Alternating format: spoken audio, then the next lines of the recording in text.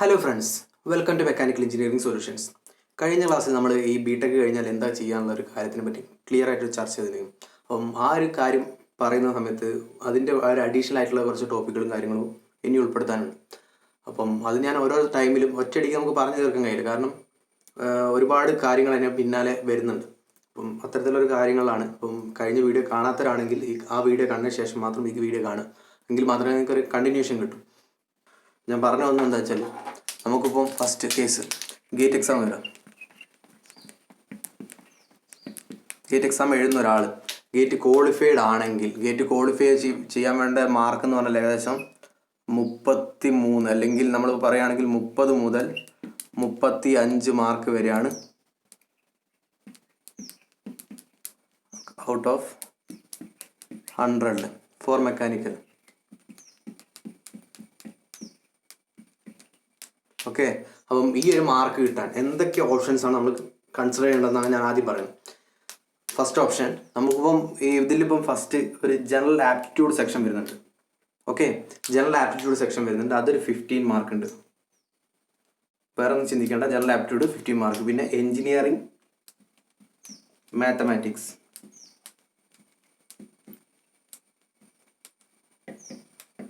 ഇതും ഒരു 15 മാർക്ക് ഉണ്ട്. Okay, then mechanical engineering core subject, അത് ബാക്കി 70 മാർക്ക്.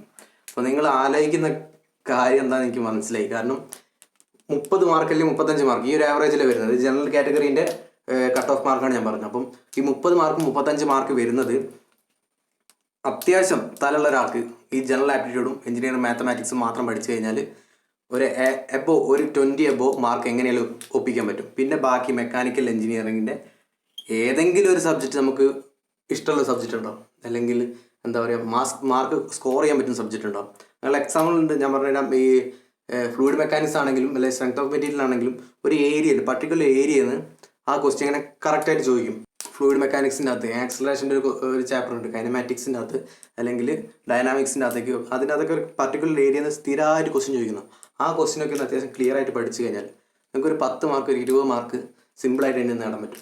അപ്പം അത് ഞാൻ പറഞ്ഞു വന്നതെന്ന് വെച്ചാൽ, ഈ ഒരു സിമ്പിൾ മാർക്ക്, ഇത്രയും മാർക്ക് നിങ്ങൾക്ക് ഒരു 15 ഒരു 20 മാർക്ക് ഇതിനകത്ത് കിട്ടിക്കഴിഞ്ഞാൽ 20 മാർക്ക്. പിന്നെ ഈ ഒരു സബ്ജക്റ്റിനകത്ത് ഒരു 20 മാർക്കും കൂടി കിട്ടിക്കഴിഞ്ഞാൽ നിങ്ങൾക്ക് 40 മാർക്ക്. അതായത് നിങ്ങൾ അറ്റൻഡ് ചെയ്ത ക്വസ്റ്റ്യൻസ്, അതായത് നമ്പർ ഓഫ് ക്വസ്റ്റ്യൻസ് വളരെ കുറവായിരിക്കും, പക്ഷേ ആ അറ്റൻഡ് ചെയ്ത ക്വസ്റ്റ്യൻസിൻ്റെ അകത്ത് നിങ്ങൾക്ക് ക്വാളിഫൈ ചെയ്യാൻ പറ്റും. ഓക്കെ, അതായത് സിമ്പിളായിട്ടൊരു മെത്തേഡ് ഞാൻ പറഞ്ഞതാണ്. ഇതിനകത്ത് ജനറൽ ആപ്റ്റിറ്റ്യൂഡിനകത്ത് ക്വസ്റ്റ്യൻസിൻ്റെ ഡിസ്ട്രിബ്യൂഷനും കാര്യങ്ങളൊക്കെ ഞാൻ ക്ലിയർ ആയിട്ട് പറഞ്ഞുതരാം. അപ്പം ഇതിനകത്ത് നിങ്ങൾക്ക് സിമ്പിളായിട്ടുള്ള ക്വസ്റ്റ്യൻസ് മാത്രമേ ചോദിക്കാറുള്ളൂ. അതായത് ഒരുപാട് ഈ ബാങ്ക് എക്സാമിനൊക്കെ ചോദിക്കുന്ന പോലെ ജനറൽ ആപ്റ്റിറ്റ്യൂഡും വളരെ കോംപ്ലിക്കേറ്റഡ് ആയിട്ടുള്ള ക്വസ്റ്റ്യനും കാര്യങ്ങളൊന്നും വരില്ല. ഇതിനകത്ത് QA വരുന്നുണ്ട്, പിന്നെ റീസണിങ്ങും. ഇത്രയും സിമ്പിളായിട്ട് വരുന്നത്. ഇംഗ്ലീഷിൻ്റെ ക്വസ്റ്റ്യൻസ് 1-2 ക്വസ്റ്റ്യൻ ചോദിക്കും, ഡയറക്റ്റ് ക്വസ്റ്റ്യൻ ആയിരിക്കും, മറ്റേതുപോലെ കോംപ്രഹെൻസീവ് ടൈപ്പ് ക്വസ്റ്റ്യൻസ് അല്ല. അപ്പം പിന്നെ എഞ്ചിനീയറിംഗ് മാത്തമാറ്റിക്സ് നിങ്ങൾ ഒരു കാര്യം ആലോചിക്കേണ്ടതെന്ന് വെച്ചാൽ, അതിൻ്റെ അകത്ത് നമ്മൾ എഞ്ചിനീയറിംഗിൽ 5th സെം വരെ പഠിച്ച എഞ്ചിനീയറിംഗ് മാത്തമാറ്റിക്സിൻ്റെ ഒരുവിധ എല്ലാ സിലബസും ഇൻക്ലൂഡഡ് ആണ്. അപ്പം ഇതിനകത്ത് ഇമ്പോർട്ടൻ്റ് ആയിട്ടുള്ള 1-2 ചാപ്റ്റർ ഉണ്ട്. അതായത് കാൽക്കുലസ്, ഡിഫറൻഷ്യൽ, ലീനിയർ ഓൾജിബ്രയൊക്കെ ക്ലിയർ ആയിട്ട് ഓരോ വർഷം ക്വസ്റ്റ്യൻസ് ചോദിക്കുന്നതാണ്. അതായത് ലീനിയർ ഓൾജിബ്ര പറഞ്ഞാൽ മെട്രിക്സ്. പിന്നെ കാൽക്കുലസിൻ്റെ അകത്ത് ഒരുപാട് ഒരു കണ്ടിന്യൂറ്റി കാര്യങ്ങളുണ്ട്.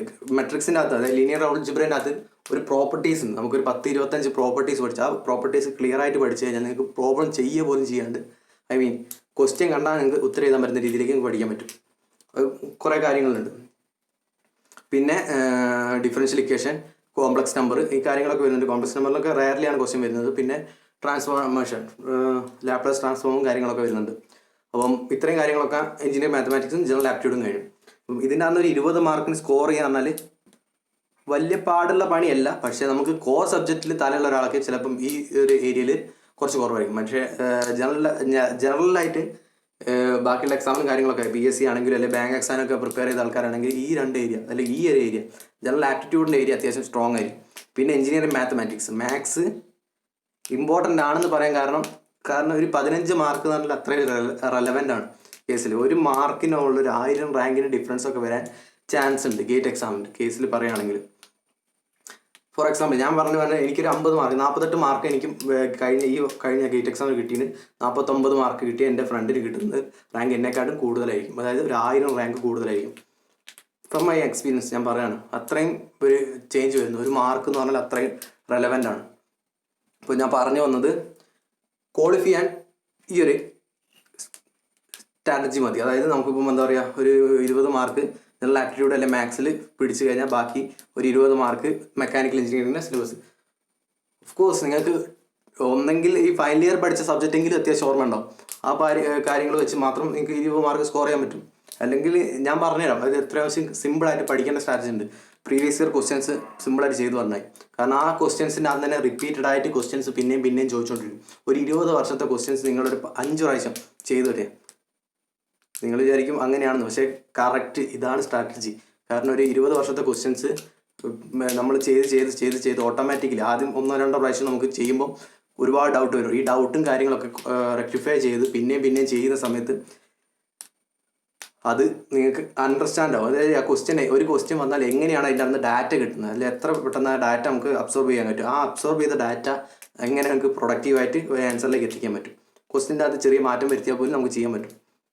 ആ രീതിയിൽ ചെയ്ത് പഠിക്കണം. അങ്ങനെ ചെയ്ത് പഠിച്ചാൽ മാത്രമാണ് കിട്ടുക. അപ്പോൾ ഏറ്റവും ബെസ്റ്റ് ഓർഡർ, അതായത് സ്ട്രാറ്റജി പ്ലാൻ എന്ന് പറഞ്ഞാൽ പ്രീവിയസ് ഇയർ ക്വസ്റ്റ്യൻ, പിന്നെ അതിനകത്തുനിന്നുള്ള ഏത് ഏരിയയിലാണ് കൂടുതൽ ക്വസ്റ്റ്യൻസ് ചോദിക്കുന്നത് ആ ക്വസ്റ്റ്യൻസിൻ്റെ ഒരു ഇൻക്ലൂഡഡ് ആയിട്ടുള്ള പഠനം എന്ന് പറഞ്ഞാൽ വെച്ചാൽ ഇപ്പോൾ FM എടുക്കാൻ ചോദിക്കാം, ഫ്ലൂയിഡ് മെക്കാനിക്സ്.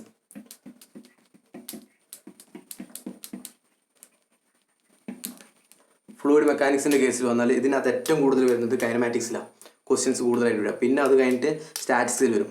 അത് കഴിഞ്ഞിട്ട് പ്രോപ്പർട്ടീസ് ഓഫ് ഫ്ലൂയിഡ്സ്, അങ്ങനത്തെ കുറേ കാര്യങ്ങൾ ഒരു ലെവലിൽ മാത്രമേ ക്വസ്റ്റ്യൻ വരും.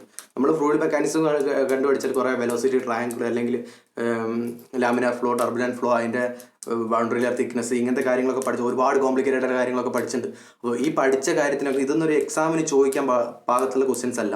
അതായത് ക്വസ്റ്റ്യൻസിൻ്റെ ആൻസർ ചെയ്യുന്ന സമയത്ത് ഒരുപാട് ഹെവി ആയിരിക്കും ആൻസർ, വലിയ ആൻസർ ആയിരിക്കും. അപ്പോൾ ഗേറ്റ് പോലുള്ളൊരു എക്സാമിന് നമ്മൾ ഈ ഷോർട്ട് ടൈം സ്പാനിൽ നമുക്ക് കണ്ടെത്തണം ആൻസർ. 3 hours 65 ക്വസ്റ്റ്യൻസ് നമ്മൾ അറ്റൻഡ് ചെയ്യണം. അറ്റൻഡ് ചെയ്യുന്ന സമയത്ത് നമ്മൾ വിചാരിക്കും 65 ക്വസ്റ്റ്യൻസ് അല്ലേ, പക്ഷേ ഓരോ ക്വസ്റ്റ്യനും കോംപ്ലിക്കേറ്റഡ് ആയിരിക്കും. ഡയറക്റ്റ് ക്വസ്റ്റ്യൻസ് കുറവായിരിക്കും ഗേറ്റിൽ.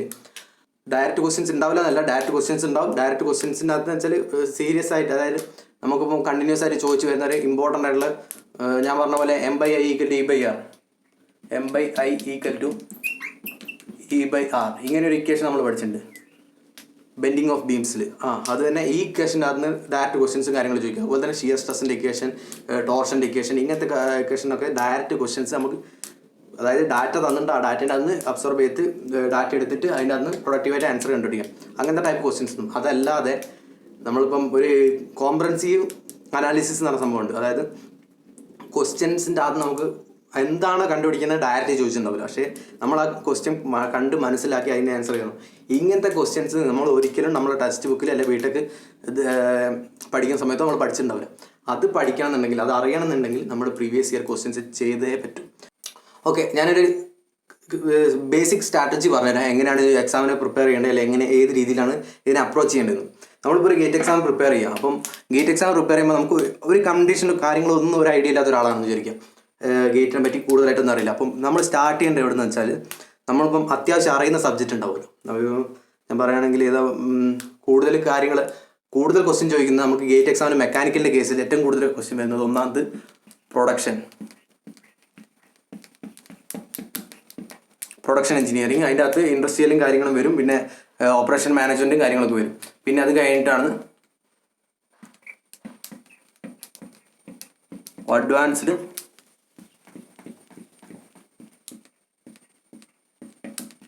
Advanced mechanics.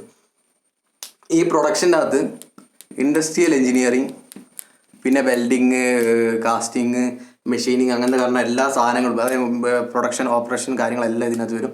പിന്നെ ഓപ്പറേഷൻ മാനേജ്മെൻറ്റ് വരും, IM&OR, ഇൻഡസ്ട്രിയൽ എഞ്ചിനീയറിങ്, അങ്ങനത്തെ കാര്യങ്ങളൊക്കെ. ഇതിനകത്ത് വരുമ്പോൾ എഞ്ചിനീയറിങ് മെക്കാനിക്സ്, പിന്നെ സ്ട്രെങ്ത് ഓഫ് മെറ്റീരിയൽ, പിന്നെ മെഷീൻ ഡിസൈന്, ഈ കാര്യങ്ങളൊക്കെ, അതായത് മെറ്റീരിയലായിട്ട് ബന്ധപ്പെട്ട കാര്യങ്ങളൊക്കെ ഇതിനകത്ത് വരും. അതിൻ്റെ അനാലിസിസും കാര്യങ്ങളായിട്ട് ബന്ധപ്പെട്ട കാര്യങ്ങളൊക്കെ ഇതിൽ വരും. പിന്നെ അത് കഴിഞ്ഞിട്ട് വരുന്നതാണ്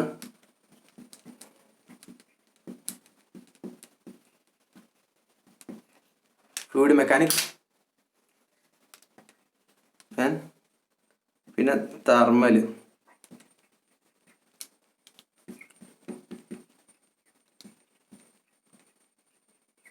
തെർമൽ എഞ്ചിനീയറിംഗ്. അത് കഴിഞ്ഞിട്ട് എഞ്ചിനീയറിംഗ്,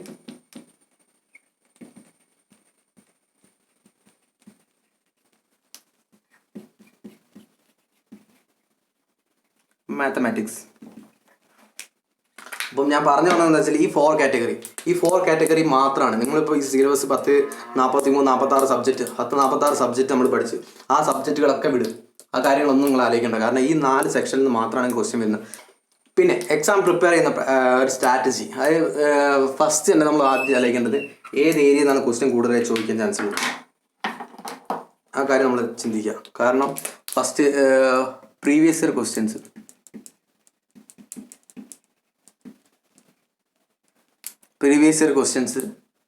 പിന്നെ ഷോർട്ട് നോട്ട്സ്, പിന്നെ വെരി ഷോർട്ട് നോട്ട്സ്. ഇതെന്താ കാറ്റഗറി ഞാൻ പറഞ്ഞുതരാം. ഇക്വേഷൻസ്,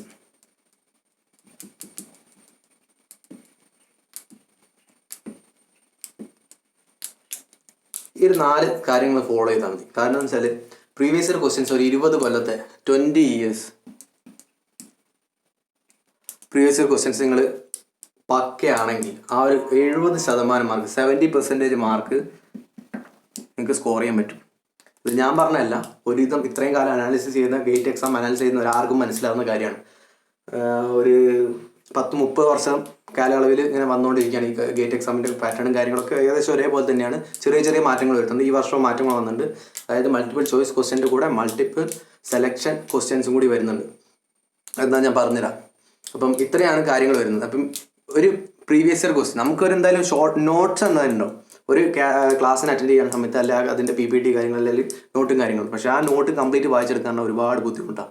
അപ്പോൾ നമ്മൾ സ്റ്റാർട്ടിങ് ഘട്ടത്തിൽ ഉണ്ടാക്കേണ്ട കാര്യം വെച്ചാൽ ഷോർട്ട് നോട്ട്സാണ്. അതായത് നമ്മളിപ്പം ഇന്നൊരു സബ്ജക്റ്റ് പഠിക്കുക, അല്ലെങ്കിൽ ഈ വീക്ക് ഒരു സബ്ജക്റ്റ് പഠിച്ചു വിചാരിക്കും. ഒരു കംപ്ലീറ്റ് പഠിച്ച് കഴിയുമ്പോൾ ആ കംപ്ലീറ്റ് സബ്ജക്റ്റിൻ്റെ ഒരു ഷോർട്ട് നോട്ട് കയ്യിലുണ്ടാവണം. പിന്നെ അത് കഴിഞ്ഞിട്ട് വെരി ഷോർട്ട് നോട്ട്സ്. ഈ വെരി ഷോർട്ട് നോട്ട്സ് ഉണ്ടാക്കാൻ നമുക്ക് ഏറ്റവും ഹെൽപ്ഫുള്ളായ സാധനം ഇതാണ്, പ്രീവിയസ് ഇയർ ക്വസ്റ്റ്യൻസ്. അതായത് പ്രീവിയസ് ഇയർ ക്വസ്റ്റ്യൻസ് ചോദിക്കുന്ന കേസിൽ നമുക്ക് കണ്ടാൽ മനസ്സിലാകും ഒരു ഏരിയയിൽ നിന്ന് മാത്രം ചിലപ്പോൾ ഒരു 4-5 ക്വസ്റ്റ്യൻസ് ചോദിച്ചിട്ടുണ്ടാവും. ആ ചോദിച്ച ക്വസ്റ്റ്യൻസിൻ്റെ അകത്ത് ഒരു ഇക്വേഷൻ ആണെങ്കിൽ ഇക്വേഷൻ പക്കയായിട്ട് പഠിക്കുക.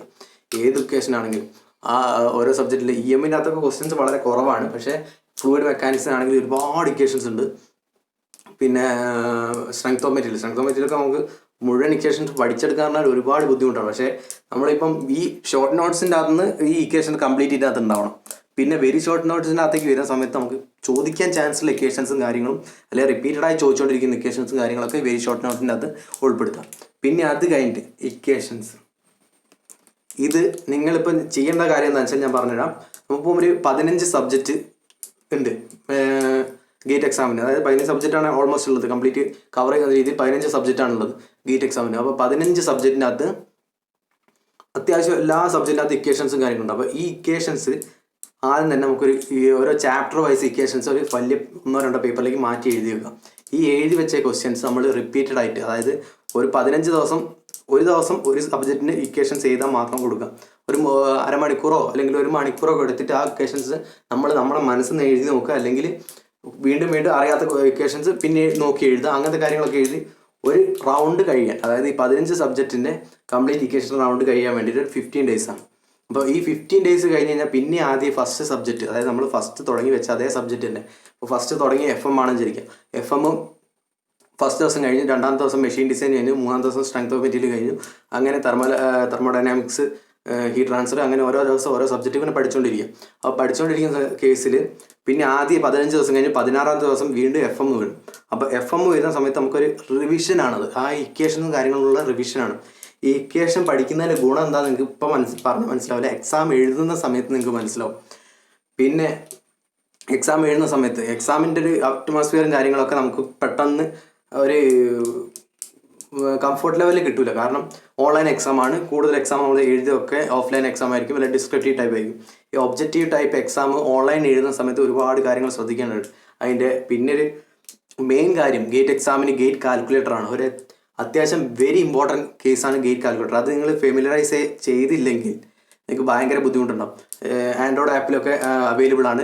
ഗേറ്റ് കാൽക്കുലേറ്റർ എന്ന ആപ്പ് ഡയറക്റ്റ് ഡൗൺലോഡ് ചെയ്തുക. കാരണം നമ്മൾ ഡയറക്റ്റ് കാൽക്കുലേറ്റർ അടിക്കുന്ന പോലെ അടിച്ച് കഴിഞ്ഞാൽ കിട്ടൂല. ഓക്കെ, ഓപ്പറേഷൻസ് കാര്യങ്ങൾ ആദ്യം അടിച്ച് പിന്നെയാണ് വാല്യൂ കൊടുക്കുന്നത്. നമ്മൾ വാല്യൂ കൊടുത്തിട്ടാണ്, അതായത് 1x2 എന്ന് പറഞ്ഞ് കൊടുക്കുന്ന സമയത്ത് നമുക്ക് നോർമൽ കേസ് കൊടുക്കുന്ന പോലെയല്ല അതിനകത്ത് കൊടുക്കുക. നിങ്ങൾ ഫെമിലറൈസ് ചെയ്യണം.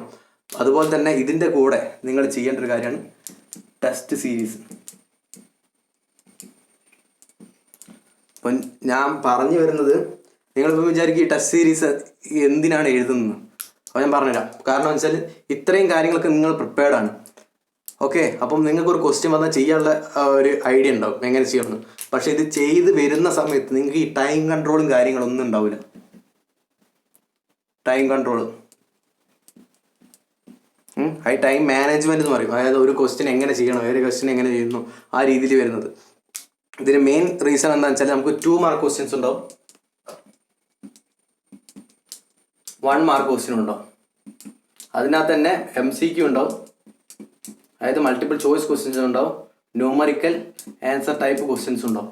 ഈ ന്യൂമറിക്കൽ ആൻസർ ടൈപ്പ് ക്വസ്റ്റ്യൻസ് ആണെങ്കിൽ ഇതിനകത്ത് നെഗറ്റീവ് മാർക്ക് ഉണ്ടാവും. പക്ഷേ ഇതിനകത്ത് നെഗറ്റീവ് മാർക്ക് ഉണ്ട്. അപ്പം ഇതിനകത്ത് നെഗറ്റീവ് മാർക്ക് പറഞ്ഞാൽ 2 മാർക്കിൻ്റെ ക്വസ്റ്റ്യൻ ആണെങ്കിൽ നെഗറ്റീവ് മാർക്ക് 2/3 മാർക്ക്. അതായത് നിങ്ങൾക്ക് കിട്ടുകയാണെങ്കിൽ 2 മാർക്ക് കിട്ടും. അത് തെറ്റാണെങ്കിൽ 0.66 മാർക്ക് നിങ്ങൾക്ക് കുറയും. 1 മാർക്കാണെങ്കിൽ 1/3 മാർക്ക് ഡിഡക്റ്റ് ചെയ്യും. അതായത് ആൻസർ കറക്റ്റ് ആണെങ്കിൽ 1 മാർക്ക് കിട്ടും, ആൻസർ റോങ് ആണെങ്കിൽ 0.33 മാർക്ക് കുറയും. ഇത്രയും കാര്യങ്ങൾ നിങ്ങൾക്ക് ഒരു അവലോകനമാണ്. പക്ഷേ ഈ ഒരു കാര്യം നിങ്ങൾക്ക് മനസ്സിലായി കിട്ടണമെങ്കിൽ, അതിനായിട്ട് ഒരു ഫെമിലർ ആയി കിട്ടണമെങ്കിൽ നിങ്ങൾ ടെസ്റ്റ് സീരീസ് അറ്റൻഡ് ചെയ്തേ പറ്റും. അതിപ്പം ഒരുപാട് ടെസ്റ്റ് സീരീസ് അവൈലബിൾ ആണ്. ഒരുപാട് ഇൻസ്റ്റിറ്റ്യൂട്ടും കാര്യങ്ങളൊക്കെ ടെസ്റ്റ് സീരീസ് കൊടുക്കുന്നുണ്ട്. പക്ഷേ അവർ ചില ഇൻസ്റ്റിറ്റ്യൂട്ടിൻ്റെ ടെസ്റ്റ് സീരീസ് കുറച്ചുകൂടി കോംപ്ലിക്കേറ്റഡ് ആയിരിക്കും. അതായത് ഗേറ്റ് ലെവലിനെക്കാട്ട് കുറച്ചുകൂടി ഹൈ ആയിരിക്കും. അപ്പം നമ്മൾ ചെയ്യുന്ന സമയത്ത് നമുക്ക് മാർക്കും കാര്യങ്ങളൊന്നും കിട്ടില്ല. പക്ഷേ നമ്മൾ ഒരിക്കലും അതിനെപ്പറ്റി ചിന്തിക്കേണ്ട കാര്യം.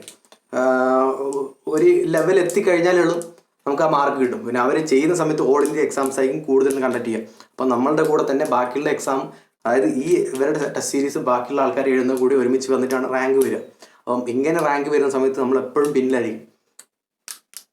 ഒഫ്കോഴ്സ് ഞാൻ പറഞ്ഞത് എന്താണെന്ന് വെച്ചാൽ സ്റ്റാർട്ട് ചെയ്യുന്ന സമയത്ത് നമുക്ക് എപ്പോഴും മാർക്ക് കുറവായിരിക്കും.